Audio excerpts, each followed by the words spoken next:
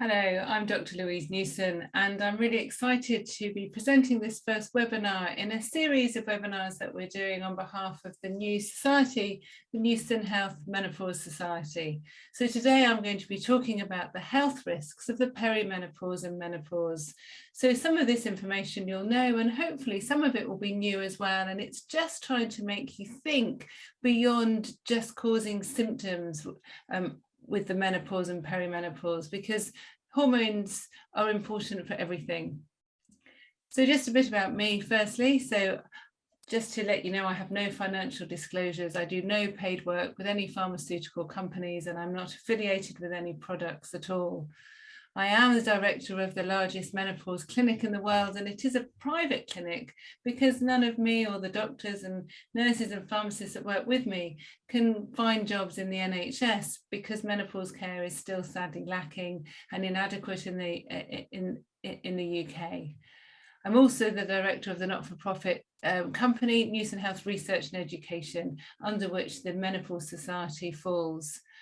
Some of you might know I'm the director of the free app called Balance, which is a menopause support app. And also I'm the founder of the Menopause Charity, which we've recently launched. I do have one disclosure, however, in that I actually take HRT. And without HRT, I obviously wouldn't be working today, and nor would I be working even as a doctor, because I was really struggling when I was experiencing some perimenopausal symptoms.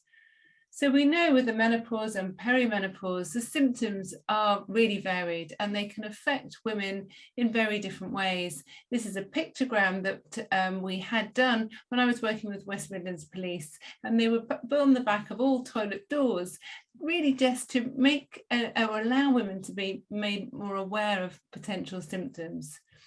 So I'm going to start the webinar with thinking about a patient. It's always really good to focus in on a patient. So this is a lady, Julie, who did have some menopausal symptoms, but I really wanted to talk more about her past history. So when I went through her notes when I first met her, I discovered in 2016 she had been diagnosed with fibromyalgia. A year later, she'd had a frozen shoulder, and the same year she'd been diagnosed with clinical depression. In 2018, she was found to have osteoarthritis of her knees, and the same year she was diagnosed with MS. A year later, she was diagnosed with hypertension, and this was a concern because she had a paternal history of cardiovascular disease. And last year, she was diagnosed with osteopenia, and she was worried about this because her mother and grandmother had quite severe osteoporosis, and it was something that she was very worried about developing.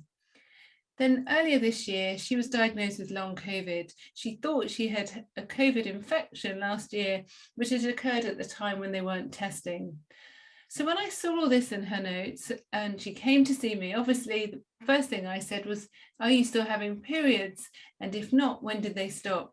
So she told me her period stopped in 2015. And I think this is pivotal actually, because up until 2015, she'd been completely fit and well. And since her periods had stopped, each year, as you can see, various illnesses had developed. She had thought that some of it might be related to her hormones, and she had asked her GP at one stage whether he thought it would be reasonable for her to try taking HRT, but she was told that it was too dangerous and unnecessary. And although she had symptoms, she wasn't experiencing any hot flushes or night sweats, so she wasn't allowed to take it. So we'll come back to Julie at the end.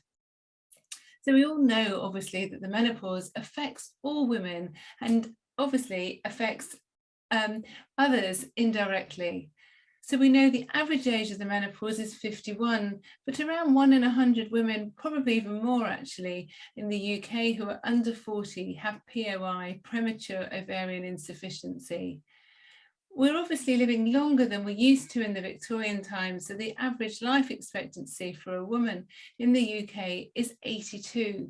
So that means around a third of women's lives are postmenopausal. So this means they have low hormone levels. And a lot of the work I'm trying to do, as I've said, is think about the menopause in a bigger picture. Let's think of it not just something that causes symptoms, but actually as a female hormone deficiency syndrome with health risks. And these health risks are what I'm going to explore. So should we be thinking of the menopause as a disease? And this is a whole debate that we could spend hours talking about. You know, is obesity a disease? Some would say yes, and some would say no.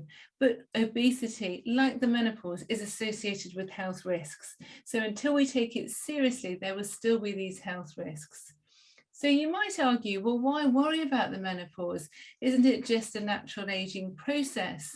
But actually, women are needlessly suffering. The majority of women who are either perimenopausal or menopausal are experiencing symptoms, and at least a quarter are experiencing very negative symptoms that are having a detrimental effect on the quality and ability for them to live properly.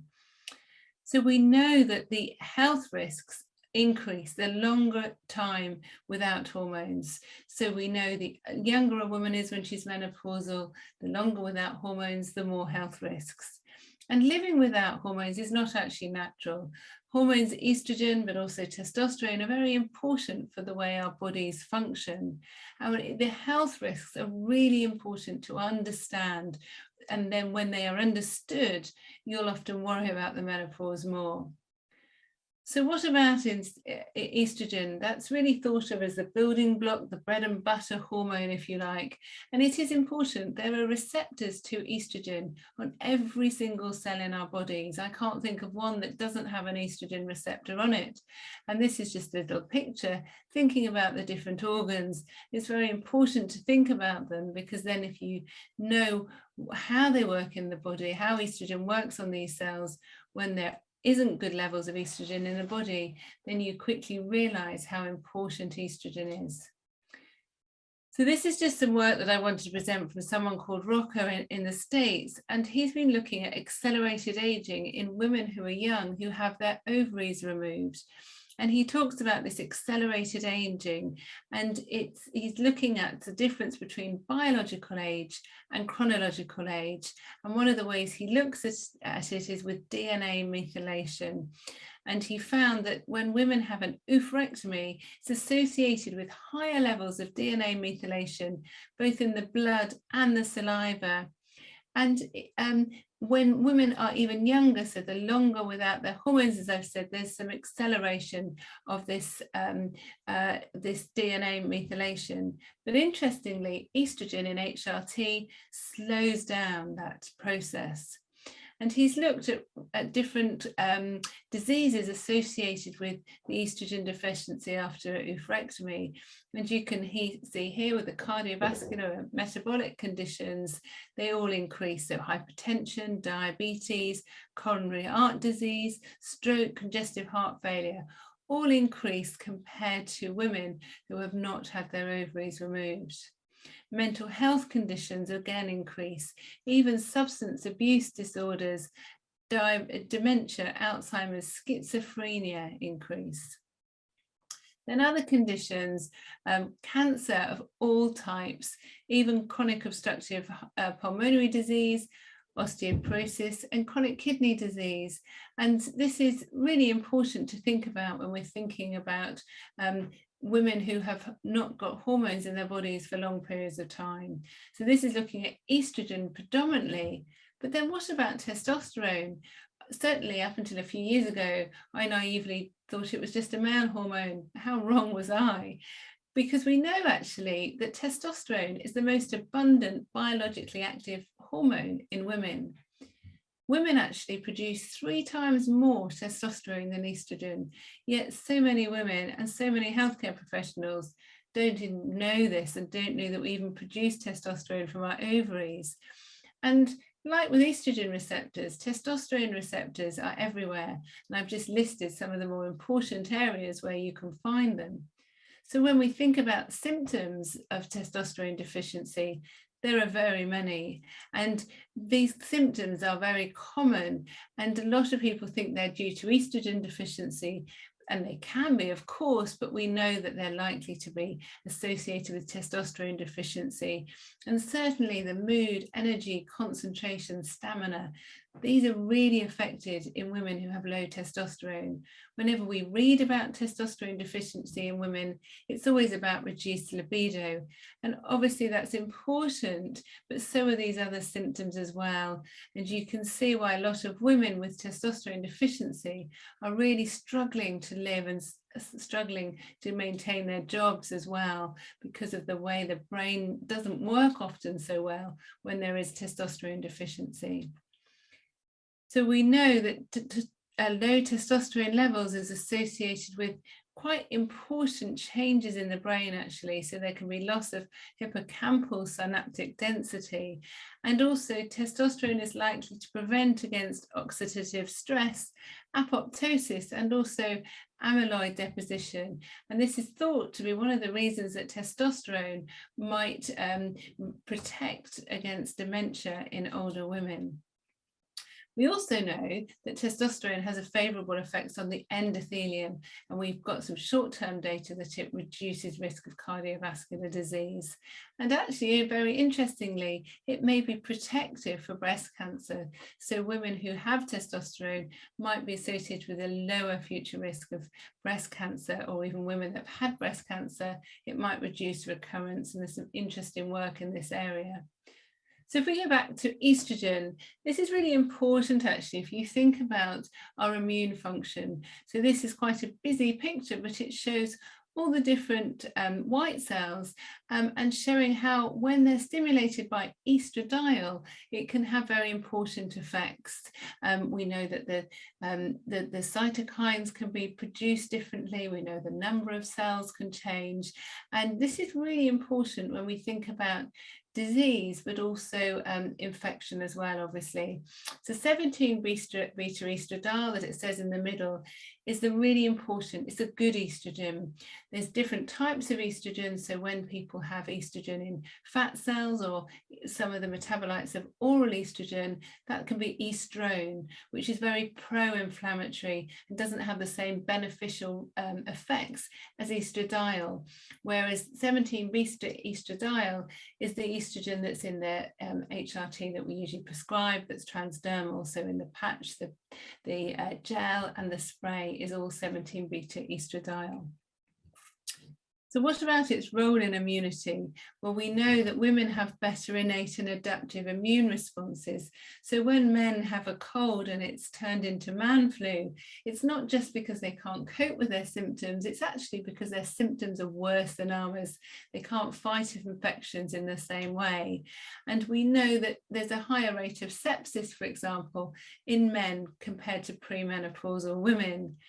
And as I've said, we have these estradiol receptors on all our immune cells. And estradiol has the ability to differentiate the immune cells, to genetically program them so they increase in number and they improve their function.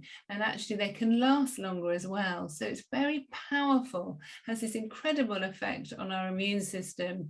And also it can affect the way the cytokines are produced, as I showed in the previous diagram, but really important ones such as interleukin-6, tumor necrosis factor, and interferon.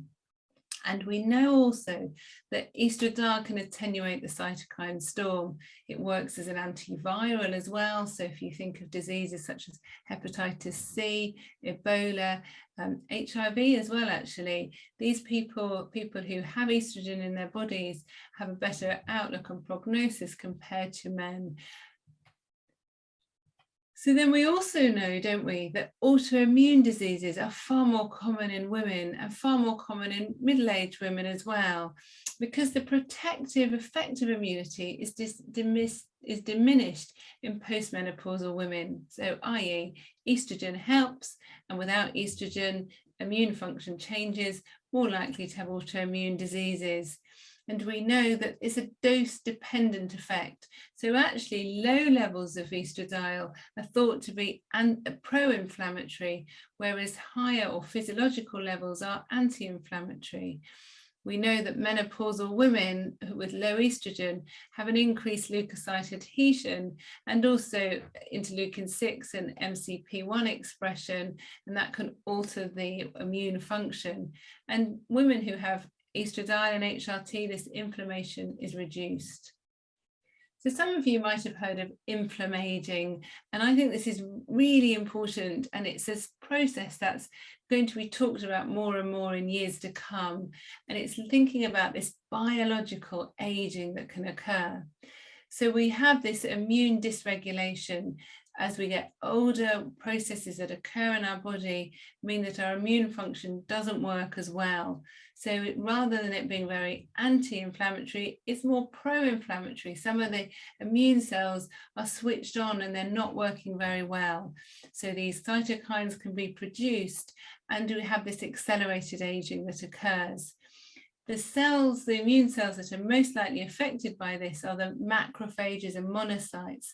So macrophages are very useful when they work well, but if they're programmed in the wrong way, they become very pro-inflammatory rather than anti-inflammatory. And there's also an age-related mitochondrial dysfunction that occurs. And this sustained and prolonged inflammation, this pro-inflammatory state, if you like, is actually very detrimental to our health and is associated with numerous diseases. And we know that inflammaging is triggered by low estradiol levels. So this isn't about just having a few more wrinkles and looking older. This is about what's going on inside our bodies in a cellular level.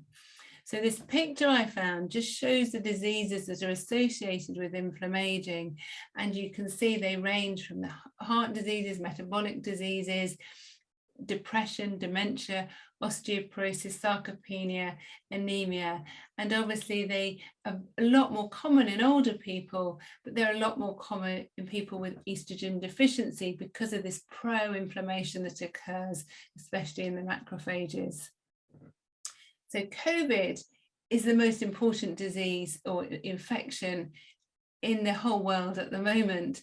And so if we think about COVID and estradiol, it's very important to understand.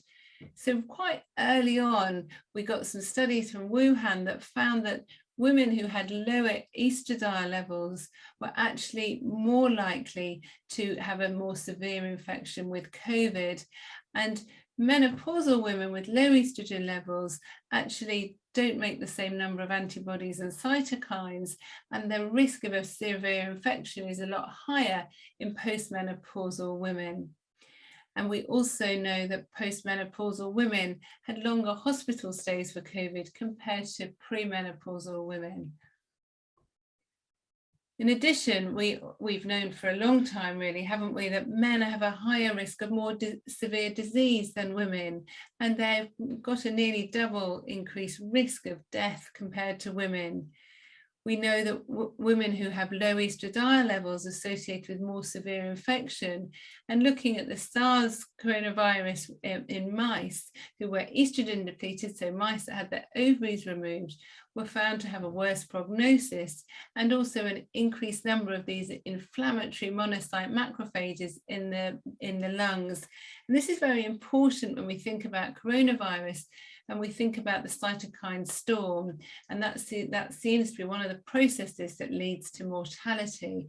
And I've already said, when estradiol stimulates the inflammatory cells, it can attenuate, so dampen down this cytokine storm and even stop it happening. So this is very powerful, and this is why one of the mechanisms of thinking about estradiol being protective for COVID is really key when this is understood. So this picture just shows a coronavirus entering the cell attaching onto the cell membrane, and then the virus entering the cells and then duplicating. There are a couple of really important there's an important receptor with the ACE2 receptor, which I'm sure you all know is pivotal in coronavirus, but then there's also this protein TMPRSS2, and the two of them have to work together like the gate, if you like, to allow the coronavirus to attach onto the cell membrane and get in through into the cell, and then it can replicate, and that's when all the damage starts to occur and the severe disease, the severe infection occurs. Well, actually, estradiol works with ACE2 and TMPRSS2 to inhibit the attachment, and the gate, if you like, remains closed, so the coronavirus can't enter through the cell. We've just got some results of some very interesting in vitro results with a group I'm working with in Brazil showing this, and I think this is really interesting at a molecular level, showing how important estradiol is at reducing severity of COVID. So going back to the other diseases associated with the menopause, we know that there's an increased bone turnover, quite rapid actually, when estrogen levels decline, increasing risk of osteoporosis. And we know from some studies that 1 in 2 women develop osteoporosis after the menopause. 1 in 3 will sustain an osteoporotic hip fracture. And if you look at this graph, you'll see that the incidence of osteoporosis increases very quickly after the menopause. Worldwide, osteoporosis caused more than 8.9 million fractures per year. So that's 1 fracture every 3 seconds. It's incredible how common it is. And as we all know, a hip fracture doesn't just cause pain. Actually, the mortality from a hip fracture is around 20% in the first year. So it's far worse than most cancers. And we know that the longer term morbidity can really affect people, reduce their independence, and really can affect their mental health as well. And osteoporotic hip fractures are expensive for the NHS. The NHS spends about £3 billion a year on osteoporotic hip fractures. And because fractures are increasing, the incidence of osteoporosis increasing, this is real financial car crash actually. The economic burden of osteoporotic fractures, this is figures from Europe, but it just shows how much it's gone up over the last couple of decades. Thinking about our bones still, osteoarthritis, more common in women. Estrogens are very important to regulate the metabolism in the connective tissue, so it works as an anti-inflammatory in the bones, muscles, and cartilage as well. We know that the intervertebral discs are thinner after the menopause when estrogen levels are low. And we also know, don't we, that the prevalence and incidence of osteoarthritis is greater in women. And women who have osteoarthritis, the disease is more likely to be progressive and more symptomatic compared to men. What about rheumatoid arthritis? Well, clearly that's thought of as to be an autoimmune disease, and we know the incidence increases after the menopause. The median age of presentation is 45, same age, isn't it, as the median age of the perimenopause. We know that aromatase inhibitors that completely block estradiol in the body, women who have aromatase inhibitors have an increased incidence of rheumatoid arthritis. And this is both dose dependent and duration dependent. And the risk also of rheumatoid arthritis increases after bilateral euphrectomy. So all the signals are there, but often people don't join the dots and realize the importance of hormones with rheumatoid arthritis. Then what about pain? This is really interesting, I think, because actually we know there's an association between patient-reported pain severity and the phase of menstrual cycle. So women often have a change, especially before their periods, when their estradiol levels are low. So they have a heightened effect and response to painful stimuli. And women with low estradiol levels have been shown to have a decreased activation of opioid neurotransmission, which results in these hyperalgesic responses. So thinking about fibromyalgia. Now, typically, the typical age, as you know, is 40 to 50. This should be ringing alarm bells in our brains. And I wish I'd thought about it many decades ago when I first saw people with fibromyalgia. I was doing a rheumatology job as an SHO, because you know, it's more common in women, more common in middle-aged women. What's going on in their bodies at that time? It's not a coincidence, of course it's not. And we know all these symptoms can be related to the perimenopause and menopause. We see many women in the clinic who have been diagnosed with fibromyalgia, sometimes for many years. 3 months after HRT, they come back and say, I don't think I've ever had fibromyalgia. My symptoms have completely improved. And it can be very transformational, but very frustrating that they've suffered for so long without anyone thinking about their hormones. Heart disease increases after the menopause. We know that women, once they've gone through the menopause, the risk of a heart attack increases by 5 times. And if they do have a heart attack, it's less likely to have a classical, typical presentation, and women have a higher mortality than men. Type 2 diabetes increases. The metabolic changes that occur with low estradiol levels lead to an increased risk of type 2 diabetes as well as metabolic syndrome. Obesity is more common. Sometimes that's just because women are eating differently. They might be comfort eating, they might be drinking more alcohol, they might be exercising less because of the symptoms that they're having affecting their motivation, causing joint pain, muscle ache, reduced fatigue, increased fatigue and so forth. But also, because our bodies need estrogen, the only way that our bodies can make estrogen after the menopause is by producing more fat cells. And fat cells do contain a weak type of estrogen, this estrone, but it's not a nice type of estrogen, as I've explained. It's very pro-inflammatory, but it's the best the body can have. So a lot of people tend to put on weight, especially in the midline. We know that cognitive decline and early dementia are more common after the menopause as well, and we all know how common dementia is in women compared to men. Clinical depression can increase, as well as other mental health disorders. And we see a lot of women in the clinic who are have many psychological and psychiatric symptoms, and most days actually now we're seeing women who are suicidal, which is incredibly distressing. And they often tell us it's when their periods changed, or many women have said it's when their ovaries were removed. Their mental state deteriorated, they're having very deep, dark, intrusive thoughts, and no one joined the dots in their psychiatric team to think about their hormones, which is absolutely tragic. We know the suicide rate increases in the early 50s, around the time of the menopause. This isn't a coincidence. Hormones in women's brains are very, very powerful. So we know for years, haven't we, that madness in women has been reported in literature, but it's never been thought of as associated with hormones. I've mentioned the suicide rate being higher, and these, I'm sure, is related to biological changes with the menopause. The minute we're investigating a suicide that occurred earlier in this year, and a lawyer who had 3 children, fit and well, became perimenopausal age 49, really struggled, asked for help, thought it was her hormones, was given a very low dose of estrogen and nothing else, and sadly threw herself off a bridge earlier this year. And we don't know whether it was related to her hormones, but she never had enough proper treatment, advice and support to know for sure. And it's really so tragic that these episodes are occurring more and more. So menopausal women are 3 times more likely to report symptoms of depression compared to women who are premenopausal. And we know, I already said, the importance of estradiol and also testosterone. A lot of women we're seeing who are in a real crisis with their mental state improve a little with estrogen, but improve that much more with testosterone as well.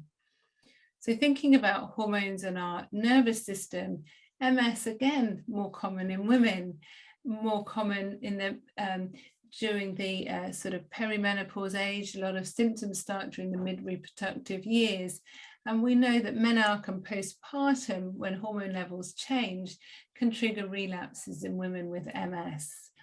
And the symptoms often worsen during the menopause.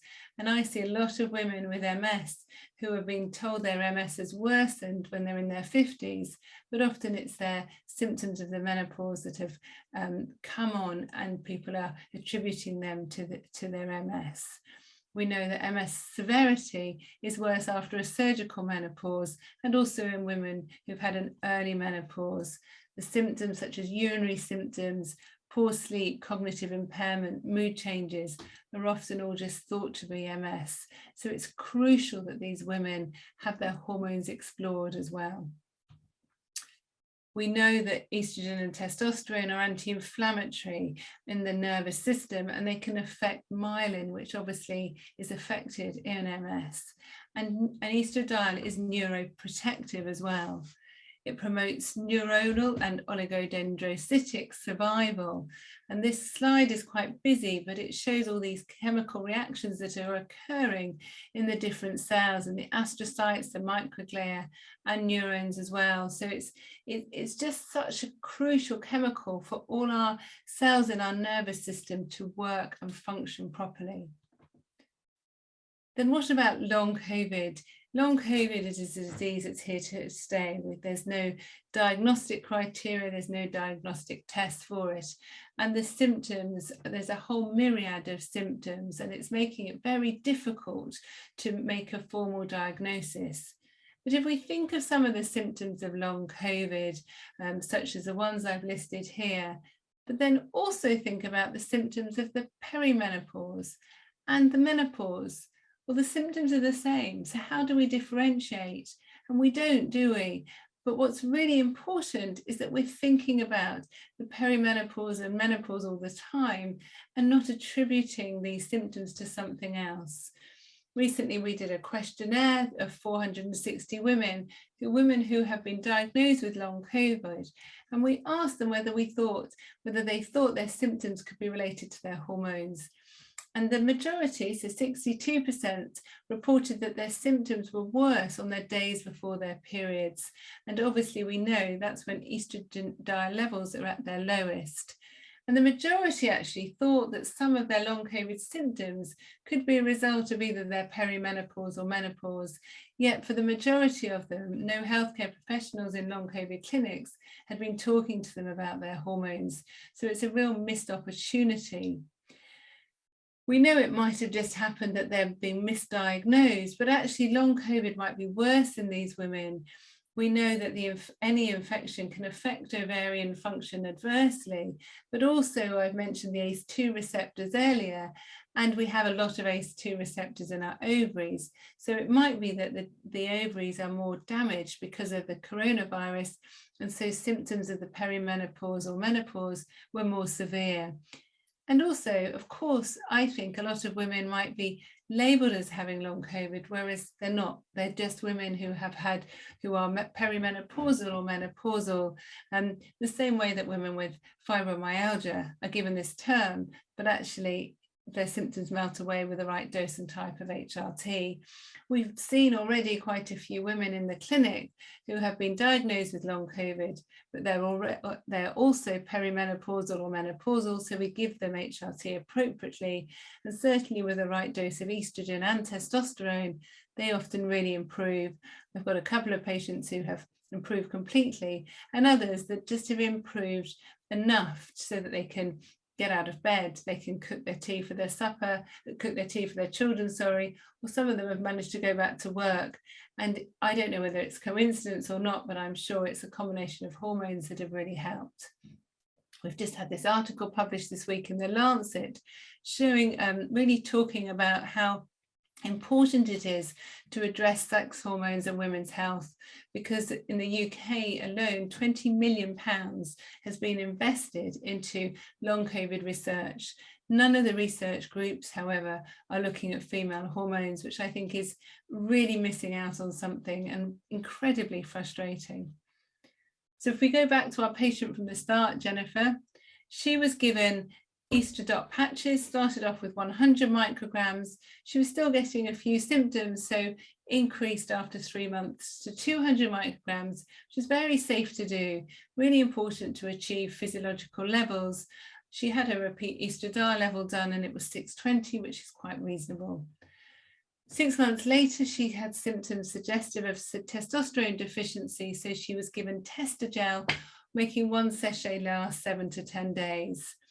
9 months later, after I first saw her, she'd explained she was feeling like her previous self. She'd applied for another job and she'd got a new partner, and life was really looking out for her.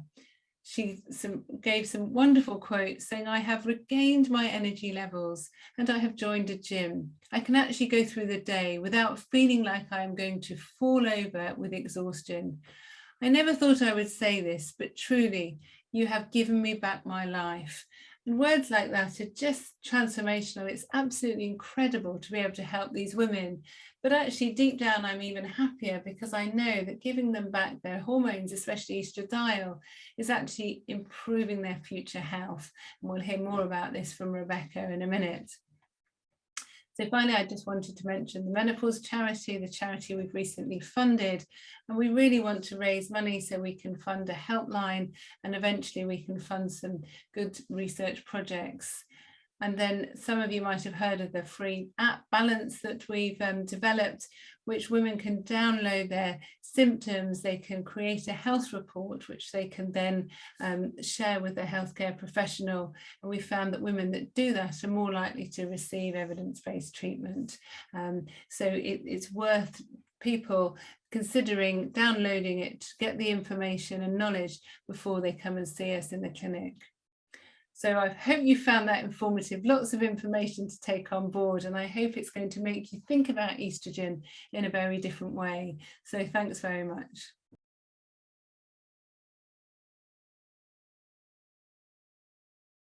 So I'm Rebecca Lewis, and I'm a GP and menopause specialist. And a bit about me, I'm a director at Newson Health and a director of the Balance app, and also a director at Newson Health not-for-profit research and education company.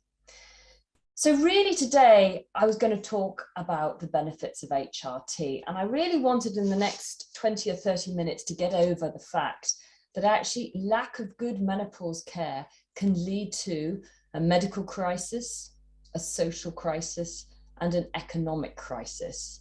And I think you may feel at the end of this, you can see where I'm getting at, and it's not an overreaction. So let's start with a case history to put everything in context. This is Laura, who saw me in the clinic. She's aged 46 and a very typical patient of ours. She's a midwife in a very busy hospital and has been doing that job since her 20s and was really born to do this. She loves her job and was well respected and very good at it as well. However, 2 or 3 years before she saw me, she began to develop some psychological symptoms. Insomnia. She'd never suffered with bad sleep, but she suddenly started to begin to wake up frequently through the night, that came and went, but gradually became more persistent and common. Her anxiety, she never really had anxiety, but she'd started to develop anxiety about things, with overthinking, catastrophizing, and getting in a state about things over everyday things. For example, going into the kitchen, seeing all the pots and pans to sort out, the washing to do, the packed lunches for the kids, etc. Used to actually just make her feel completely overloaded, and she couldn't cope with simple sort of things on a day-to-day basis. Her mood became low and flat. Really, she described it as a loss of joy in life. So anything that exciting happened, she couldn't feel that elation, that excitement when the children did something nice. She put on a face, she put on a smile, but inside she felt empty and flat and detached, even from her loved ones. And you can see that this made a bit of a mark on her own relationship with her husband of many years, and even her children. She felt very isolated, as if she was, and she says, an opaque bubble in my own world. She couldn't reach out to her nearest and dearest. Her concentration began to worsen. Her memory did as well. She kept getting words wrong, easy words in sentences, driving family mad. And she understandably lost confidence in herself and just really couldn't recognize the person she had become gradually over time. She also had physical symptoms. She'd always suffered with migraines, which were always worse before her periods. However, these were getting much worse. She was having 2 or 3 a week, which meant she had to go to bed. They were that bad. She'd had the usual treatment for it from her GP, but it wasn't working, so she was referred to a neurologist. She was started then on prophylactic treatments and ended up on gabapentin. She also had a lot of muscle aches and pains and had a rotator cuff problem with the shoulder. She'd seen physiotherapists at numerous times and had joint injections, which helps a little bit, but not extensively, and she still couldn't sleep on that side because of her shoulder. She also had a lot of vaginal symptoms with soreness and burning. Again, this varied and was worse before her period. And even walking around, sometimes in jeans or wearing underwear, was uncomfortable for her, let alone having intercourse when the soreness and burning was incredibly severe. She also had numerous urinary tract infections. She'd had 3 infections over the preceding 9 months and had been referred to a urologist. So she also had symptoms of urinary frequency and cystitis, but MSUs were negative. She had a cystoscopy, which was clear, and she was started on prophylactic trimethoprim. She also got up twice the night to pass urine, which is a new thing for her. She had other things going on in her life, which she put down, well, this is why I'm feeling so dreadful. Her mother, she was an only child, and her mother had dementia, severely actually. So she used to ring every day and often at night. And Laura was trying to hold down a job, manage her family, manage her mother. And she felt completely overwhelmed. It was all too much. Her anxiety worsened to such an extent she stopped driving, and she didn't want to go out of the house. This was the only place she vaguely felt safe. She'd cut off really relationships with her friends. It was text, really. She didn't want to go out and see them and enjoy socializing like she used to. And she felt much worse, and her migraines got worse. She then wondered if it was anything to do with her hormones because of this fluctuation she'd originally had just before her periods. Her periods were still quite regular, but they had changed a little. They had become a bit longer, from a 28-day cycle to sometimes a 32-day cycle, and a little heavier, but nothing else particularly. Her healthcare professional said that she was too young to be menopausal, and as she was still having periods and not had any hot flashes or night sweats, they didn't think hormones were the answer. She was given the antidepressant citalopram for anxiety and diazepam even for panic attacks. She'd never had this history before, however. The medications she had didn't really help, and in fact gave her side effects. And when she came to see me, she was not only on citalopram and diazepam, but gabapentin, which was giving her quite a lot of side effects and made her feel dopey and even more detached. And she was also on low-dose trimethoprim. She obviously couldn't really work feeling like this, and she was signed off sick, not with menopause, but with anxiety. In fact, she couldn't see a way of getting back to her job, so she handed in her resignation. And this was at considerable financial cost, as she was the main earner in her family. So 6 months later, as I said, she arrived to the clinic, and we diagnosed that she was perimenopausal and started her with an estrogen patch and progesterone tablets in a sequential way. And she also had local estrogen, and we gave her Vagifem for the internal vaginal symptoms, and also topically a small amount of Ovastin for the external vulval symptoms, and often the two together can be really helpful. She was reviewed 3 months later and felt better for the first time, despite having taken all these other medications for her individualized symptoms. We optimized her HRT and increased her patches. She went up eventually to 200, 2 times 100 estradiol patches applied twice a week. We added in testosterone as well at her 3-month review.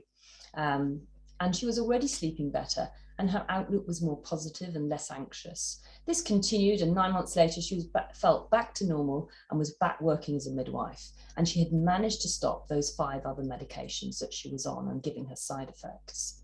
And in fact, 12 months later, a year after starting the HRT, she applied for promotion and was successful in becoming a senior ward manager.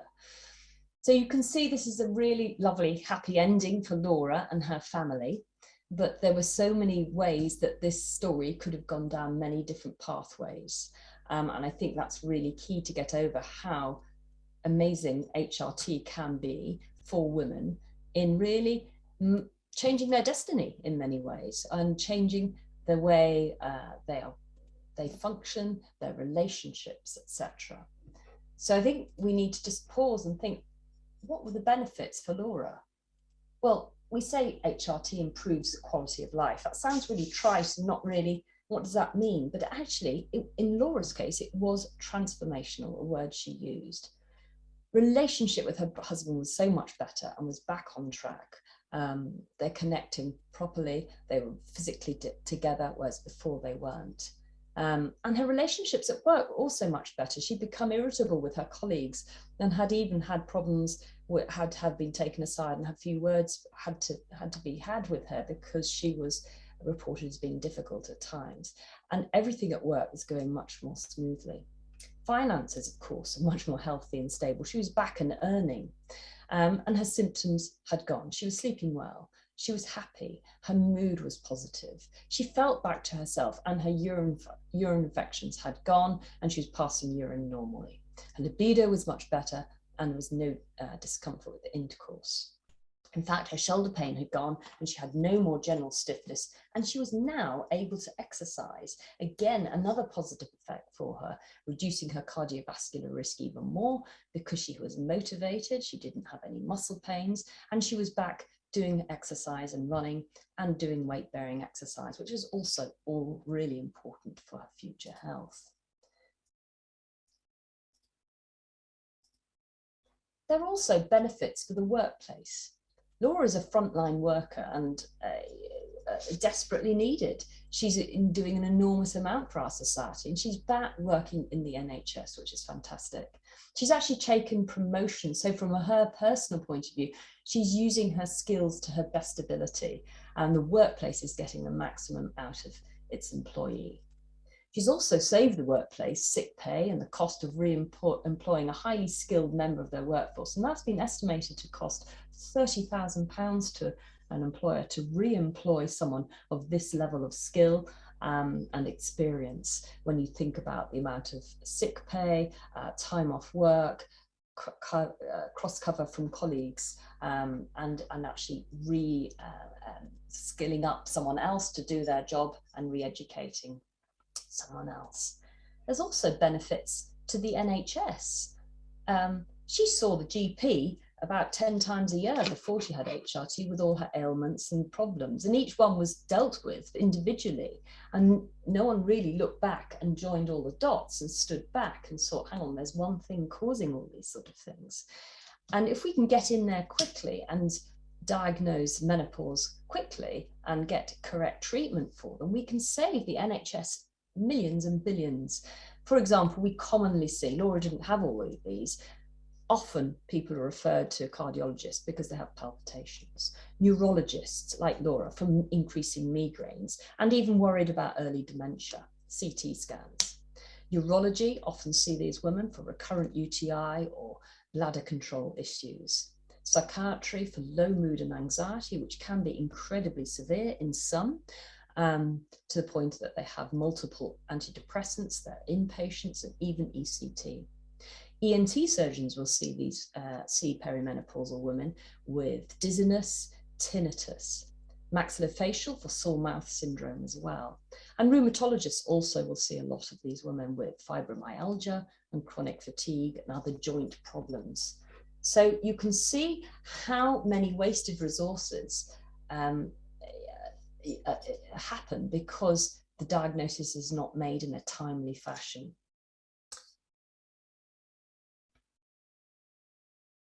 So that's benefits to the nation and society. Well, she's a frontline key worker back in work and she's enjoying it. She's contributing to the pension, which is vitally important, as this is a real crisis, having enough pension to pay for us all as we're living much longer. She's contributing to GDP. And she's enabling women, we're enabling women by treating them properly to close the gender and pension pay gap. And we're helping women to attain their full potential at work. So you can see how the benefits are enormous. It's not just to the individual, it's to the nation and the workplace. There's also, as if that wasn't enough, the treating women with the correct amount and type of HRT is incredibly rewarding. So that is enough in one way for me that Laura is better and back to work and functioning and back to herself. But actually, not only that, HRT will reduce the risk of osteoporosis, heart disease, diabetes, osteoarthritis, dementia, depression, and death, and will have an enormous impact, as we've heard from Louise, of the health risks of the menopause. It will help decrease those health risks and really help her future life ahead. We know as GPs that yes, okay, living longer is desirable, but it's living healthily and longer. We visit numerous old people's homes, and the majority of residents are female, with recurrent UTIs and dementia. We have to think about that and have to think, how can we help prevent this and stop this? So it is an opportunity, as Louise has said, to actually take stock. Where are we? Can we pause? Can we think about perhaps changing or helping the future destiny of these women, and not ending up in residential care homes with dementia, and living life to the full as they would wish? And there are now numerous guidelines to help us do this, guiding us how to look after women, how to identify the menopause, and how to treat the menopause effectively. And the summary of these menopause guidelines are that women should have individualized care. The other thing to say is young women must have hormones until the age of 51 years at least, otherwise they have much increased risk of mortality even, and morbidity. And for the majority of women, the benefits of HRT outweigh any risks. So that's NICE. That's a direct quote from NICE. And there's no maximum length of time for taking HRT. As we've heard from Louise, it's a long-term hormone deficiency. So I think we should think of it similarly as when we treat patients with hypothyroidism. We don't actually give thyroxine and say, well, after 5 years, we'll stop it and see how you do without it. You're never going to get your thyroid back. You're never going to get your ovaries back. And there are health risks living without estrogen. Lifestyle is also important, but it's all very well saying change your lifestyle. How on earth can you change your lifestyle when you're exhausted and have muscle pains and barely can get out of bed sometimes? So this is the ripple effect of women feeling back to themselves, and then motivated to lose weight, to exercise regularly, weight-bearing exercise, to eat healthily. So it's a really positive domino effect once things are settled and balanced with their hormones. So despite all these wonderful things saying how important it is to have your hormones looked at and treated, and the benefits outweigh any risks, only 12% of women are actually taking HRT. And in some areas, 3%. It is shocking that actually women and society are not aware of the benefits and how safe HRT is. And their future health is at risk. And it is a crisis, because one could argue, well, why are you medicalizing the menopause? But actually, the menopause is being medicalized already, because all these women are here and they may be on 5 or more tablets for their migraines, for their urinary tract infections, for their mood, which have side effects and don't really help, and are probably much more dangerous as well. Polypharmacy is a real problem. The oversubscribing of antidepressants, we've got to really think about that. And that has a risk. Antidepressants increase the risk of fracture. So it is a really almost ironic situation that actually this is the treatment, yet only 12% of women are taking HRT. It's extraordinary. If you try and describe that to someone arriving from outer space, it just doesn't really make sense. So who takes HRT? Well, 75% of women said they didn't know enough about HRT to make an informed choice. And in 2000, 26%, better, but still not perfect, by any means took HRT, but it dropped in 2019, and only 10%. And why is this? Women and doctors are worried. And this really is, the main worry is about breast cancer. And this was due to a scare in 2002 from the WHI report, which I'm sure you're all aware about. And it was released prematurely to the press and to the medical press without being fully evaluated properly. And in fact, now we have gone back and evaluated it properly, applied the correct statistics to the data. And in fact, the opposite has been found. Breast cancer and HRT, let's take a moment to think about this, because this is one of the main barriers that women and healthcare professionals are not thinking about HRT. There is no increased risk of breast cancer in women who take estrogen-only HRT. And this is a cohort from the WHI that have been followed up for 18 years. In fact, they have a slightly reduced risk of breast cancer. There's no increased risk of breast cancer in women who are young. As I've said before, it is vital that young women get their hormones back immediately, because we are really at risk of harming them if they don't get their hormones back. The risk with breast cancer and HRT, there may be a small increased risk of breast cancer with combined HRT, and it is the progesterone that possibly has this increased risk. However, what progesterone are we talking about? Is it a progestogen, the synthetic type of progestrogens, or a progesterone, the regulated body identical progesterone? And looking at the progestogens, the old-fashioned type of progesterones, there may be a small increased risk with this, but it is a very small increased risk, and that increased risk is less than drinking 2 units of alcohol every night. It's not a large amount, and it's far less than being overweight and obese. And so if a woman is feeling dreadful, it's no surprise to me that she may well increase her alcohol intake. She may well put on weight because she's exhausted, her motivation has gone, and actually she's probably at higher risk of breast cancer because of those lifestyle changes as a result of her low hormones making her feel so dreadful. And not all progesterones have the same risk. The body identical progesterone, which is exactly the same structure as our own progesterone, has much less side effects than the old-fashioned progestogens, which often cause androgenic side effects and metabolic side effects, and often negated the good of estrogen could do. So this body identical progesterone, Nutrogestin, which we use commonly now, in fact, there's been no studies to show so far that there has been an increased risk of breast cancer when using that type of progesterone. It may be that we need more research on that, but we've got 5 years of good research saying there's been no increased risk. But I think if you think of it, that the worst case scenario is there possibly may be an increased risk with old-fashioned progesterones, but that risk is incredibly low. So, heart disease and HRT. There's a lower incidence of heart disease in women who start HRT within 10 years of their menopause or below the age of 60. So it is important to make the diagnosis so women can benefit from halving their risk of heart disease. And that is what the studies have found. It's called the window of opportunity. It's quite a large window. It's within 10 years of your last period. When if you take HRT, it will decrease your risk of heart disease by 50%. HRT can also lower cholesterol, and blood, and transdermal HRT with estrogen can also lower blood pressure. So again, the regulated body identical HRT, this is really revolutionized menopause care because estrogen is given through the skin, so it does not increase the risk of blood clot.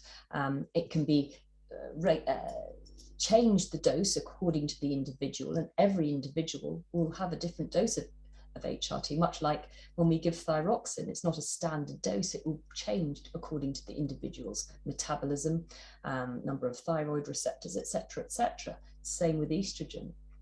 And you can really scale up and down the dose of estrogen with a transdermal approach. So we can also give it to people who traditionally have felt that they aren't able to have HRT, so people with migraines or previous blood clot or have high blood pressure, liver problems, etc. We should always manage their underlying cardiovascular risk factors because we have a holistic approach, you know, that's important for the individual. However, they can still have HRT. And this is the summary of the Cochrane data that looked at 19 trials involving 40,000 women, and it showed HRT over all ages. There couldn't really pick out any particular benefit for heart disease and mortality risk, and there was no added risk. But women who are within 10 years of their last period had a lower mortality from cardiovascular disease and incidence of cardiovascular disease, the relative risk reduction of 0.52. And that's quite dramatic. There's been recent articles, and I say recent, this is 2016, arguing that hormone replacement therapy, because back in the early 90s, it was in America thought that actually we should be giving HRT as a preventative medication to help the cardiovascular, reduce cardiovascular risk. And of course, with the WHI and the breast cancer scare, that all went to pieces. And this article really brings us back to where we are now, to re-examine the evidence properly and actually summarizes to say actually the benefits, especially with women within 10 years of their last period, are so great that we really need to think HRT should be considered as a general prevention strategy for women at the onset of menopause. So really important for their future health. And as a matter of interest, statins, well, you know, I'm a GP and I saw numerous women on statins, hundreds and hundreds, for primary prevention because their cholesterol was a bit high. I mean, that was a complete waste of time. It doesn't actually prevent, for primary prevention for women, cardiovascular events or mortality, yet they were given with no real problem by people. But hormone replacement therapy, which actually does reduce the cardiovascular mortality and morbidity quite a lot, as you can see from the odds ratio here, incidence of coronary heart disease, all-cause mortality. It's an amazing thing that I could give someone, not only improve their quality of life, but actually reduce their all-cause mortality. But yet it's not been given. And why is that? We need to really think about that and think why this hasn't happened. And it's probably because of all the scares and the misrepresentation. And we need to really change the narrative about that. Now we have this, we have seen exactly how helpful HRT can be.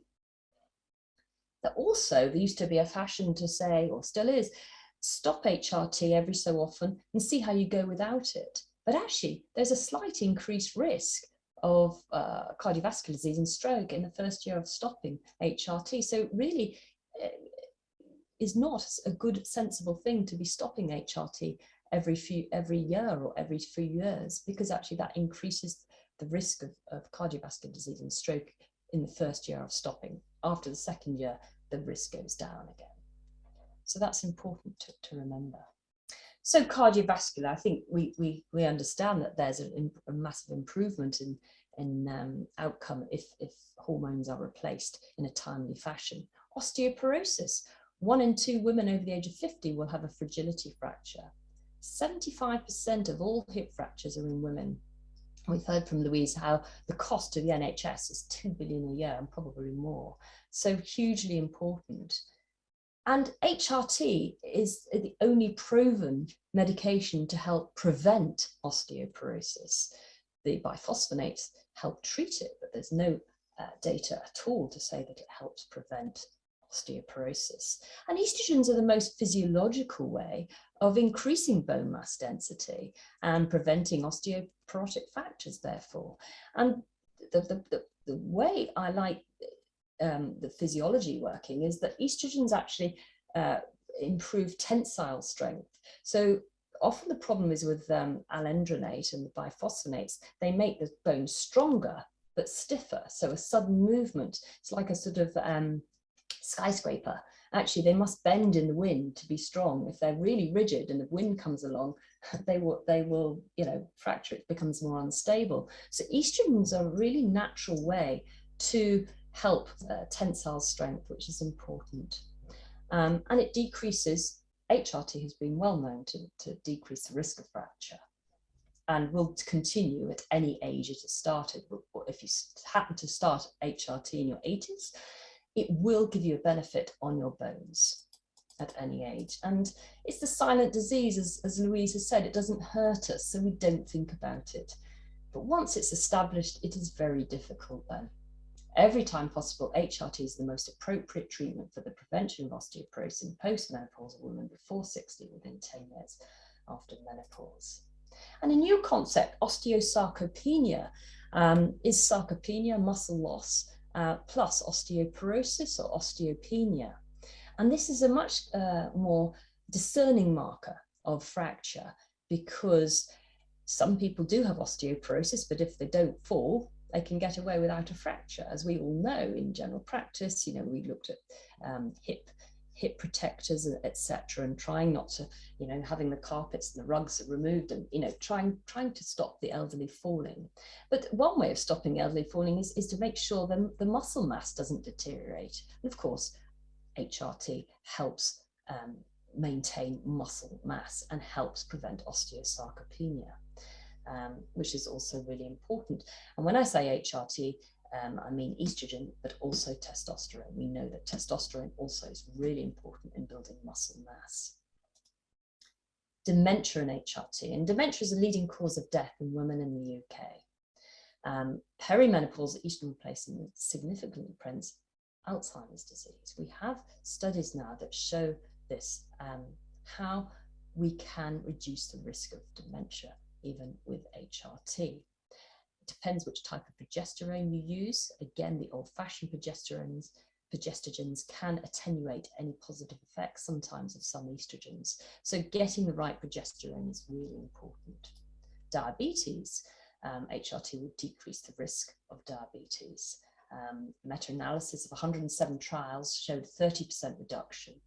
It improves glucose handling, reduction in insulin resistance, and a more favorable cholesterol profile, and blood pressure is reduced with transdermal HRT as well.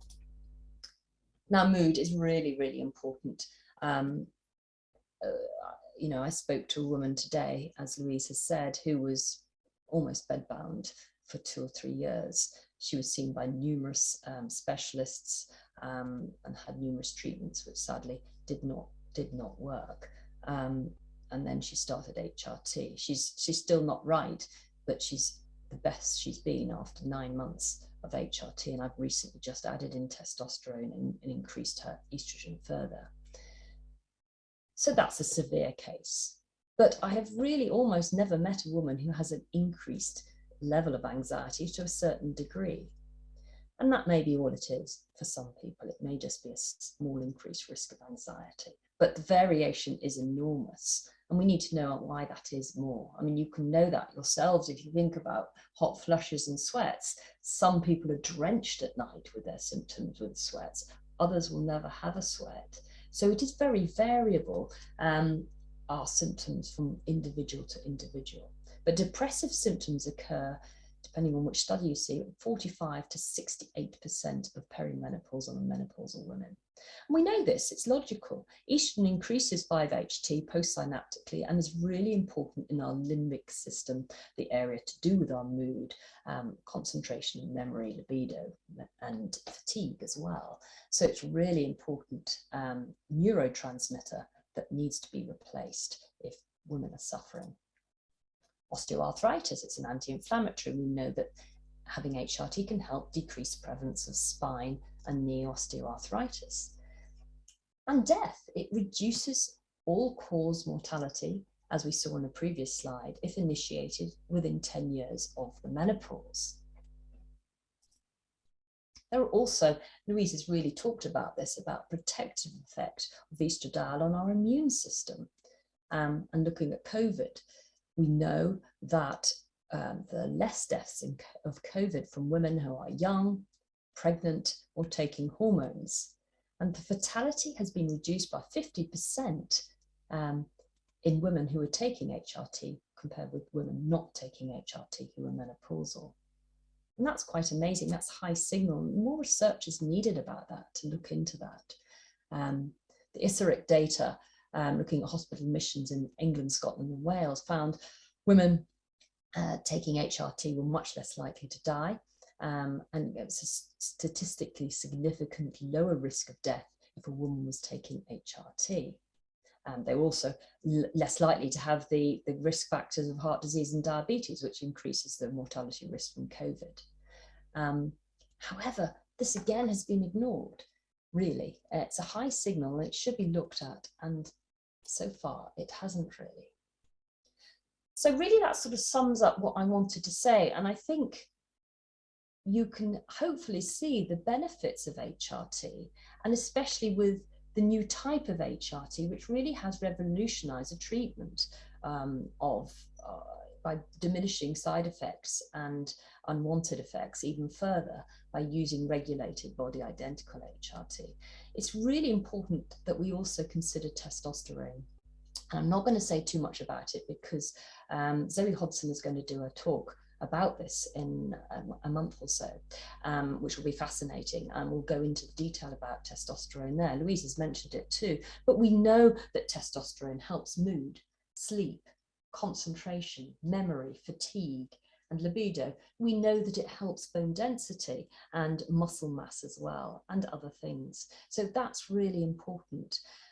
And I would say to anyone really, I could argue actually why a woman's choice has to be informed. And at the moment, sadly, the choices a woman makes are probably not informed because the information is not out there.